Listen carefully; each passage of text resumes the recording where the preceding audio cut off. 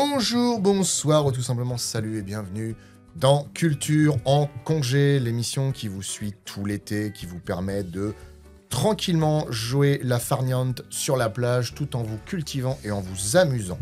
Et Dieu sait que les amusements, il y en a. On passe plus de temps à dire des bêtises qu'à répondre correctement aux questions. Aujourd'hui pour cette émission, nous avons notre culturgien le plus manuel, celui qui a toujours du cambouis, celui qui va au fond des choses pour trouver les réponses aux questions. Adrien. Tiens, passe-moi la clé de 16, s'il te plaît. Salut à tous. Nous avons ensuite celui qui est au poste de commandement en Suisse. Celui qui est en Suisse, qui va dans les cheminées, qui va ramener fort. Au final, je change mon intro. Moi, j'ai entendu la Suisse. En Suisse. En Suisse. Tu peux aller en Suisse aussi, c'est sympa. Clément. Bonjour. Il y a du chocolat et des filles. Et enfin, nous avons celle qui nous éblouit par son rire, par son sourire, et qui nous fait bien rigoler quand on la voit bugger sur une réponse. Amandine. Salut. Et alors là, je vous ai préparé un thème. En plus, dans une émission précédente, quelqu'un a parlé d'une ère qui est présente dans cette ère-là. Je vais faire une petite correction. L'ère cénozoïque, c'est le thème d'aujourd'hui. L'ère cénozoïque qu'on connaît mieux sous le nom de l'ère tertiaire. Parce que l'ère quaternaire n'existe plus. Ah, Ils ont fait un... Ils ont petit, fusionné des trucs. Ils ont dit, ouais, mais non, en fait, l'ère tertiaire, c'est l'avènement des mammifères, étant donné qu'on en est. Eh ben, on reste dedans. Première question. De quel animal le Basilosaurus est-il l'ancêtre? Attends, t'es en train de nous faire un spécial dinosaure, là? Non, c'est l'ère tertiaire, c'est pas l'ère secondaire. Ah. Parce qu'il y a une petite anecdote sur cet animal. Le Basilosaurus. Le Basilosaurus. Ouais, Basil au sens Baker grec. Street. Alors, parce que Basile, c'est l'empereur, le roi ouais, ok, très bien, grec. c'est ça. Et Osaurus, du coup, c'est le... Le gros. Non. Enfin non, plutôt... C'est Basile le gros. Plutôt Saurus. Saurus. Un saurien, c'est un crocodile. Plus large. Un alligator. Un reptile. Au sens large, le crocodile et l'alligator font partie de la famille des... Des sauriens. Qui est la famille des... Reptile. des reptiles. Voilà. Donc, effectivement, le Basilosaurus, donc le lézard royal. Mais c'est l'ancêtre de quoi? Du crocodile. Pas du tout. Du lézard. Non plus. C'est un C'est truc. un lien avec un reptile ou pas? Absolument pas. Ah, c'est les oiseaux. Non. Le poulet. C'est un animal domestique? Non, si tu arrives à domestiquer ça, faut de la place. Et faut quand même s'y prendre. Ça nage. Un gros potame. Non, Une pas le bal- potame. Il vit en baleine. Afrique? Un rhinocéros. La baleine. Baleine. Ah, non. Bonne réponse de Clément. Youhou. C'est ça qui est intéressant avec le Basilosaurus, c'est que les fossiles de cet animal qu'on a découvert, qui faisaient quand même entre 15 et 18 mètres, ont été pris dans un premier temps pour les fossiles d'un reptile, d'un énorme serpent. Donc ils l'ont appelé Basilosaurus, sauf qu'avec les études et le temps, ils se sont rendus compte que c'est un ancêtre de la baleine. Ce qui fait qu'au final, son nom, met un petit peu en... En PLS, tout le monde. Ouais, mais un peu en PLS tout le monde, parce qu'on se dit, du coup, c'est pas un lézard. Et donc, c'est un animal qui a vécu de moins 41 à moins 33 millions d'années. C'était une espèce d'énorme baleine, mais qui a fait un régime, du coup. Il était C'est un fin. cure-dent, quoi. Voilà. Bah, c'est un serpent du coup, non? Ça ressemble à un... Il avait l'allure un peu d'un serpent, et à la manière de certains de ses congénères, il avait les nageoires pectorales, donc les nageoires de devant qui étaient bien développées, et il avait des vestiges de ses pattes arrière. C'est comme ça qu'on a pu déterminer effectivement que dans la généalogie des baleines, quand on remonte, que l'ancêtre de la baleine, c'était un petit machin tout poilu qui allait un peu dans l'eau. Ah Et oui, après, d'accord. c'est devenu les machins immenses qu'on connaît aujourd'hui. Sans Ah oui. poil et qui Ah, passe son temps dans l'eau. Exactement. Putain, le GoFlash, ça marche. Hein. Question suivante. L'élévation progressive de grandes chaînes de montagnes, comme l'Himalaya et les Alpes, liées à la collision Inde, Asie et Afrique-Europe, marqua une transition géologique. Laquelle? Ça, les mecs, c'est saqué. Oui, c'est les cours de SVT, ça. Ok. Et encore, je sais même pas si t'apprends ça en Si, SVT. t'as les cours de géologie. Alors, attends, il y on a a pas des tous les animaux mêmes qui sont mis profs. à vivre à des altitudes différentes. Alors non, pas du tout. En fait, c'est que les scientifiques se sont servis de cet événement pour déterminer quelque chose. L'âge de l'empilement des fossiles. Non. Le thème, c'est l'ère tertiaire. Rappelez-vous de ça. C'est sur quelle autoroute déjà ça là, s'il te plaît? Parce que ça m'aiderait à me repérer. C'est après l'ère secondaire. Ah oui, bah là, Donc l'ère tertiaire. Et il y a un événement qui a fait que les scientifiques ont créé quelque chose dans l'air. Non, mais Ça veut rien dire. Tu vas- attends, attends, j'ai mal compris la question. Est-ce que c'est le fait qu'à partir de l'émergence des grandes montagnes, il y a un nouvel ère? Ou est-ce que c'est un événement qu'on mesure grâce à l'apparition des montagnes? Non, c'est la première chose que tu as dite. C'est qu'en fait, l'ère tertiaire, comme tous les aires d'ailleurs, que ce soit le primaire ou le secondaire, est découpé en différentes aires. Par exemple, l'ère secondaire, l'ère des dinosaures, est découpée en Trias, Jurassique et Crétacé, pour pouvoir faire des datations plus précises. Ensuite, chaque ère est encore découpée en d'autres aires, etc. Comme nous, on a par exemple l'Antiquité, le Moyen-Âge, le machin, ici et ça. Sauf que là, c'est à des aires géologiques vachement plus élevées. Et ben en fait, ce déplacement progressif des grandes chaînes de montagnes, c'est ce qui permet de séparer en deux l'ère tertiaire, à savoir le Paléogène et le Néogène. Donc ça définit deux grandes périodes de l'ère tertiaire. C'est les deux principales périodes de l'ère tertiaire. Je n'ai jamais entendu ce terme néogène. Pourtant. Ah non. Et pourtant, Tu viens de lui apprendre un truc que la montagne est belle. Incroyable. Non. oh, Je suis une Jean quiche. Ferrat, Je suis joli. une quiche en fossile. Putain, mais note-le. Et donc le Paléogène, donc découpé en Paléocène, Éocène et Oligocène. Et le Néogène découpé en Miocène et Pliocène. Tu en as parlé dans une émission précédente. C'est marrant parce que tu dis oléocène, ça fait huile, et myocène, ça fait champignon. Il n'y a aucun rapport. Ouais. Si. Alors ça, je sais pas. Je suis pas allé creuser pour chaque période, mais c'est pas impossible. C'est pas impossible. Eh oui, il n'y avait pas encore du Manque manque d'infos, d'informations. voilà. Question suivante. De qui les gonphotères sont-ils les ancêtres? Gonfotère. Gonphotères. Tu veux que je te les pelle? Oui, ça serait Il bien. est chiadé ce mot-là. G-O-M-P-H-O-T-H-E, accent aigu, R-E-S. Il y a deux H. Gonphotères. Gonfotère. Gonphotères. En fait, ils ont un nom qu'on connaît tous et qu'on utilise des fois pour parler d'un truc qui est assez balèze. Mastodonte. Exactement. Donc, ce sont les éléphants, les ancêtres des... Les éléphants. Voilà, exactement. Bonne réponse. Bonne réponse de Clément. Donc, les gonphotères, oui, c'est autrement appelé mastodontes. C'était en fait les ancêtres des éléphants qui étaient beaucoup plus trapus, avec des défenses qui étaient droites au lieu d'être en spirale comme celles des éléphants. Ou des mammouths. Attends, ils étaient plus gros que des mammouths? Non. Alors, ça, en fait, on rentre dans la précision. Ok. Non, c'est bon. Alors, les mammouths, il y en avait diverses espèces. Quand on parle de mammouth, on a souvent tendance à imaginer le mammouth laineux, qui est la représentation la plus connue. Sauf que le mammouth laineux, suivant les espèces, ça faisait genre 3 mètres, 3 mètres 50 au garrot, ce qui est déjà pas mal. Mais un éléphant d'Afrique, en moyenne, fait 3 mètres 50, des fois 4 mètres au garrot. Et il existait des mammouths qui n'étaient pas laineux. C'était les versions 100% coton. Qui étaient les mammouths, je crois qu'ils étaient en Amérique du Sud. Et eux faisaient jusqu'à Ouais, c'est presque 6 mètres au garrot, donc à hauteur d'épaule. Donc on n'est pas loin de presque 2 fois plus grand qu'un éléphant d'Asie en hauteur. Mhm. Donc au final, les mammouths, oui, il y en avait qui étaient très gros. Après, tout ce qui est mastodonte, il y en avait qui étaient costauds, ouais, qui faisaient jusqu'à 4 mètres au garrot. On est sur Ok. des beaux bébés quand même. Ouais. Bon, Voilà. Ouais. C'est du Belle pièce. premier étage d'un appartement, tu peux lui Mm. donner à bouffer, quoi. Et en plus, il peut rentrer chez toi. Donc, question suivante. Quelle grande innovation botanique apparaît au tertiaire et façonne les paysages modernes? Les arbres. T'as dit? Arbres. Ah non, les arbres, il y en avait depuis. Il n'y a pas une histoire de grande fougère?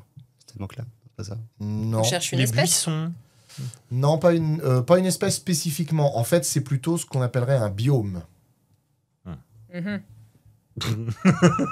Si, c'est ce qui coûte cher dans les magasins, là, tu sais. Qui est... Les petites Ah boules. oui. Les fruits et les légumes biome. Bien. Amandine, elle attendait vraiment un truc. De genre, J'attendais la réponse. on en a aujourd'hui. Genre, la courgette, c'est apparu au tertiaire. En fait, Du dans coup, les- ça ouais. m'a perdu. Dans les différents biomes, il en existe un qui est apparu dans cette période, dans cette période-là, dans cette ère-là, qui aujourd'hui pour nous est un truc très commun. Des légumes. Non, Les fleurs. les plantes à fleurs qui Ah. ont donné les prairies.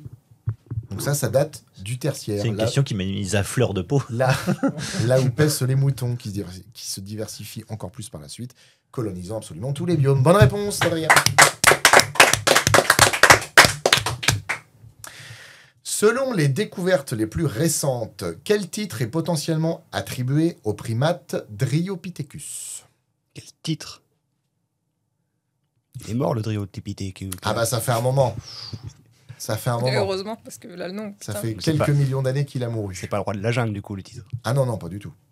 Et quand tu dis un titre, c'est quoi? C'est un surnom ou c'est. Non, en fait, c'est...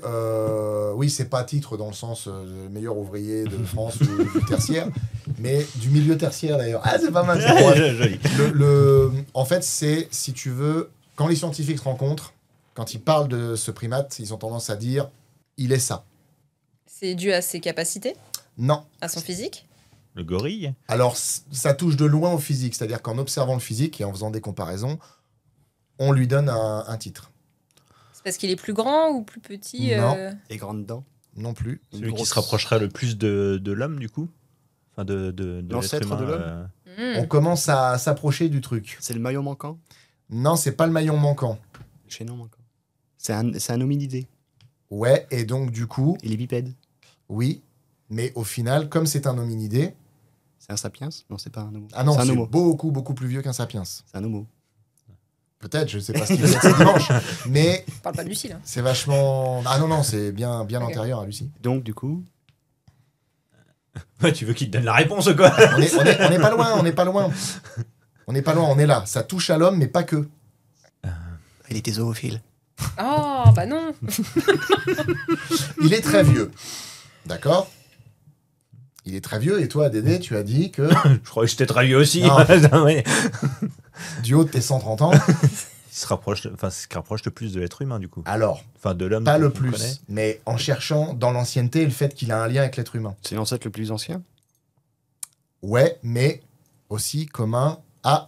Au grand singe. Exactement. C'est l'ancêtre. Il a le titre du candidat potentiel. Non, pardon, je recommence. C'est un candidat potentiel au titre d'ancêtre commun des grands singes et de l'homme. Donc ça pourrait être celui qui lie tout le monde. Voilà. Donc Il fait- c'est un genre qui vivait dans Il les forêts l'étudie d'Europe. Oui, toujours. Et c'est quoi son nom déjà?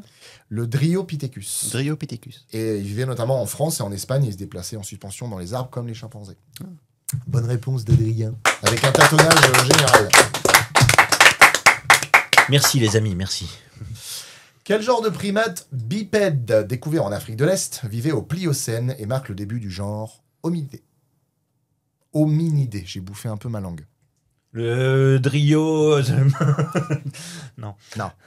Donc ça, on est... Ça a le même nom maintenant. Ah, toujours. On Et est- c'est très connu, même pour les gens qui ne s'intéressent pas à la paléontologie, à la cladistique ou quoi que ce soit. Le fait est que c'est un nom que vous avez tous entendu au moins une fois. On est très avant... on est bien avant Dryopithecus. On est à 3,2 millions d'années, donc on est un peu après lui. Après? Oui, parce que l'autre est vraiment un primate. Tandis que là, Donc, on touche à. Donc en vraiment fait, l'homme. le maillon manquant, il est en France. Ah mais c'est vrai qu'à l'époque, ça bougeait peut-être un peu. Et en France, en Espagne, et là, on retourne en Afrique de l'Est? Ah, c'est pas un chaînon manquant. Non, mais je veux dire, t'as dit que c'était le plus ancien, le Dryopithecus. Oui, que c'est le lien potentiellement. Oui. C'est pas avéré, mais en tout cas, c'est potentiellement le lien entre l'homme et le singe. Donc Dryopithecus, il est avant, il est en France, en Espagne. Mais après, le premier Bah, on hominide. l'a trouvé en France, en Espagne. Mais On le après, trouve il est ailleurs. peut-être, Ah, il y a Après, attention, ils ont fait des découvertes encore récentes. Les premiers hommes ne viennent pas d'Afrique. Hein. pas forcément tous. Non. C'est plutôt du côté de la. Comment La Meurthe-et-Moselle. La Mésopotamie. terrible, ça. Ouais, le Moyen-Orient par là. La Mésopotamie, Ah ouais. l'Arabie, tout dans le genre. C'est ça. Ils ont reculé encore l'arrivée des premiers hommes et ce serait plus vers le Moyen-Orient. Donc ouais, on est à 3,2 millions d'années. Un petit hominidé dont quelqu'un a parlé il y a peu de temps. Très peu de temps. C'est Lucie? Et Lucie, c'est quoi alors? C'est quel genre d'espèce? Une gonzesse? Oh putain, Oui. je vais le taper, lui, hein. Bah, en même temps, il n'y a Un pas tort. chimpanzé. Mais non. Un gorille. Je sais plus. Un singe. Non. Là, on est plus sur les grands singes. Là, on est sur l'humain, sur les hominidés. Ah, je sais pas. L'homo erectus. Ah, tu me diras, les grands singes font partie de la famille des hominidés. Donc, on Mais là, on est sur l'être humain, nos ancêtres. On cherche un homo. Très loin. Il n'y a pas homo dans le terme. Parce que le premier adressé, c'est Homo erectus. Donc c'est avant. C'est encore avant. Lucie, elle était petite et rablée. Oui. Et un peu primitive. D'aspect. Ah, Juste le sapiens, du coup. Enfin, Ah non, il y a pas de ça- sapiens, ça- hein. sapiens, Pas c'est sapiens. à la il fin. n'y a pas c'est d'homo, il n'y a le pas de sapiens. sapiens. C'est un autre terme employé pour parler de nos vieux ancêtres. Parce que Néandertal, c'est après. Là, on est avant. Bien avant. Ah merde. Je trouve, tu vas nous dire le nom, je vais faire ah oui. Ah bah c'est sûr, vous l'avez tous entendu au moins une fois. Obligé. Parce que tu as parlé du... Comment... L'Homo erectus. c'est... Voilà, non, mince... Sapiens, après. Non, il y en a un où il y a ni Homo ni Sapiens, ce que t'as dit. Putain, je l'ai oublié, c'est quand même malheureux. Néandertal. Voilà, il y a Néandertal. Oui, mais ça, c'est. Et il y a un autre terme. Cro-Magnon. Non. C'est plus tard, ça. Oui, mais je veux dire, c'est dans le sens où c'est pas un terme qui emploie Homo ou Oui. Sapiens ou quoi que ce soit.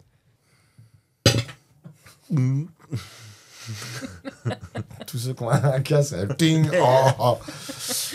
Eh ben, le temps est écoulé. Ouais. Eh ben, Lucie, vieille de 3,2 millions d'années, était un Australopithèque. Ah, Ah, putain, oui. putain. Pardon. Eh ouais, primate bipède découvert en Afrique de l'Est. On n'en parle pas assez, tu vois, à force, ça rouille, Marque ça, le début. Ah, pourtant, ça rouille toutes ces connaissances. c'est sûr. Après, voilà, moi je fais le Kekos parce que je connais un petit peu, mais. T'aurais dû dire que c'était une insulte du capitaine Haddock. Oui, c'est vrai. Bah oui, c'est vrai. C'est une insulte du capitaine Haddock. Ah, moule à gaufre. Bah non. Ostropopithèque, moule à gaufre. T'as pas des Ectoplasme. bonnes Question suivante. Quel titre porte l'Argentavis Magnificence? C'est un nom, ça. Argentavis magnificence. Ah, du coup, c'est vraiment la désignation scientifique, mais l'animal est appelé l'Argentavis. Il est argenté? Pas du tout. Ouais, moi aussi, j'avais envie de dire ça. Il a un pas de vis en pas de 150. Non Magnifique. C'est de l'argent à la vis. C'est Ouais. grand. Alors, on peut creuser par là. Il y a quelque chose par rapport à sa taille. Mais C'est du coup, pas la taille. c'est Gigantesque. quoi un Argentavis? Je regarde que toi. Eh ben, ça va pas m'aider, hein. C'est terrestre? Non. C'est marin? Non. Ça vole? Ouais. Et t'as dit quel titre? Ouais. Premier piaf? Ça vient pas comme ça. Ah, pourquoi ça devrait venir? Bah, je sais pas, t'as dit qu'il est vachement grand, on vient d'apprendre que c'est un oiseau. Mais j'ai pas le nom. Bah, c'est le plus grand oiseau Ah oui. de l'histoire de Celui qui la, a le la bec, vie. là. Le roi Ah, des c'est un oiseau, donc oui, il a un bec, Ah, ma chérie, mais du coup... Avec les deux. Ah, c'est vrai que j'essaie d'imaginer un oiseau sans bec. Eh ben Ça va, oui, ça va. donc l'Argentavis Non, mais c'est magnificence, il a le titre du plus grand oiseau jamais identifié. De toute Ah, c'est ça l'histoire son de la titre planète. C'est Bien sûr. Toruk Maktou. Avec une envergure de 7 mètres. Ah, mais je Ah oui, quand cherche. même. Donc Ok, Je crois imaginez- qu'il avait un autre nom. moi. Imaginez un espèce de gigantesque aigle ou vautour qui Le fait vautour, 7 mètres. tout, ouais. Ah, il avait des plumes et tout? Ah oui, c'était un oiseau, c'était vraiment un Ah oiseau. oui, d'accord. Oui, parce que Pas du tout si sur on avait cette été sur idée. l'ère secondaire, j'aurais dit les reptiles volants. Et là, pour le coup, les dimensions sont 2 fois supérieures. D'accord. Mais en tout cas, pour ce qui est des oiseaux, vraiment les petits piou-piou avec les graines, là, c'est 7 mètres. Les piou. Sauf que Non, son mais- nid, c'était l'ancêtre 7 des mètres, aéroports. on est tu plus vois. sur du piou-piou, là. hein. Ah oui, non, on est sur du piou-piou. Voilà, c'est plutôt un gros cuit-cuit. Ça La fait- bonne réponse de... De... Qui c'est qui a dit? C'est Clément. Non, Non, Clément. C'est pas c'est si. Clément. Voilà, c'est la combinaison. C'est- Ouais, voilà. Avec Hein. l'aide d'Amandine. Avec l'aide d'Amandine. Ouais. Non, mais c'est après ça qu'ils ont créé Roissy Charles de Gaulle. Et du coup, dernière question, et qui pourtant est, on va voir. D'après les indications fossiles, quel animal utilisait des zones côtières peu profondes comme crèche pour ses petits? Le homard. Non. Des zones côtières peu profondes pour Ouais. ces petits. Mais ça restait un animal marin. Tout à fait. Mais en fait, l'océan était bien trop dangereux pour les petits, donc ils préféraient les laisser dans une zone peu profonde, où les grands prédateurs ne 100% pouvaient pas marin aller. 100% marin. Même si dans un film ou deux, on les a fait un peu terrestres, mais c'est complètement con. Hein? Vous occupez pas de ça, c'est pas grave. Je vous dirai après. Des requins dans des tornades. Mégalodon. Le mégalodon. Bonne réponse du Ah Il gars. a peur des grands prédateurs, ce truc-là. Mais en fait, Il était pas si grand que ça, ce qui En paraît. fait, le truc, c'est que c'est les différentes trouvailles qui ont été faites qui leur ont permis de comprendre que les jeunes mégalodons étaient plutôt dans ces zones-là. Parce qu'en fait, bah, déjà, il n'y a rien de plus dangereux pour un mégalodon qu'un autre mégalodon. Et il y avait aussi des baleines prédatrices à l'époque, qui étaient concrètement des gros cachalots, et qui étaient l'ennemi principal du mégalodon. Les deux se tiraient la bourre, en fait, se bouffaient l'un et l'autre. Parce qu'on a retrouvé déjà des traces de dents de mégalodon sur les baleines. Et vu les dentitions et la taille des baleines, c'était clair qu'elles pouvaient largement se farcir un mégalodon. Donc ouais, pour protéger ces petits hauts, bah, ils faisaient ça. Ils les mettaient dans une petite couveuse qui était dans les régions côtières les moins profondes. Yeah. Voilà. Et ben bravo à vous. Bravo à vous. Vous en êtes pas trop mal sortis quand même avec l'art tertiaire. Merci à vous de nous avoir écoutés. Si mes calculs sont bons, ça doit être la dernière de la saison. Sinon, il y en aura d'autres. Donc, je vous fais à tous des adieux cordiaux, mais peut-être qu'on va se retrouver très vite. Et au pire des cas, si c'est pas pour les cultures en congé, ce sera pour les cultures avec un G. Salut à tous. Salut et bonne rentrée.